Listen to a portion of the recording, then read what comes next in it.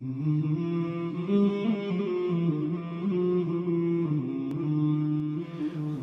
نے قریب ہونے کی بات اس طرح کی، جب اپنا ذکر کیا، اپنا کہ میں بھی قریب ہوں، تو فرمایا نحن اقرب الیہ من حبل الورید، ہم تمہاری شاہ رگ سے بھی زیادہ قریب ہیں۔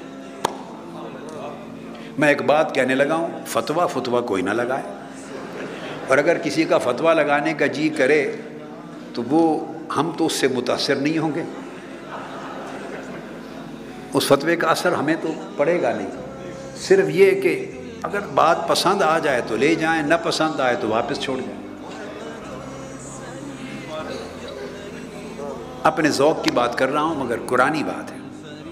فرمایا نحن اقرب الیہ من حبل الورید، ہم جو بندہ ہے اس کی شاہ رگ سے بھی زیادہ قریب ہے۔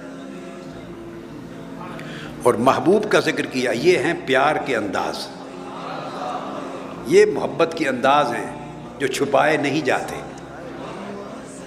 اپنا ذکر کیا تو فرمایا میں تمہاری شاہ رگ سے بھی قریب ہوں۔ اب شاہ رگ یہ ہے، شاہ رگ جسم کا حصہ ہے، آرٹری ہے، بڑی خون کی نالی ہے، اورٹا، تو شاہ رگ اس کی نیچر فزیکل ہے، جسم کا ایک حصہ ہے جس میں سے خون دل سے جاتا ہے اور آگے پھیلتا ہے، اس کو فرمایا تمہاری شاہ رگ سے قریب ہوں۔ اور محبوب کا ذکر کیا، محبوبوں کا ایسا ہی ذکر کیا جاتا ہے، محبوب کا ذکر کیا تو نہیں فرمایا شاہ رگ سے قریب ہے، چونکہ شاہ رگ کا پھر بھی تھوڑا سا فاصلہ ہوتا ہے۔ محبوب کا ذکر کیا تو فرمایا میرا محبوب تمہاری جانوں سے بھی قریب ہے۔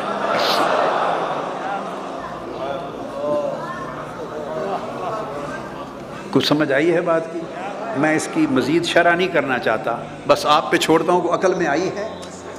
اپنا قریب ہونا بیان کیا کہ میں تمہاری شاہ رگ سے بھی قریب ہوں۔ شاہ رگ یعنی ایک بڑی آرٹری، بڑی شریان ہے۔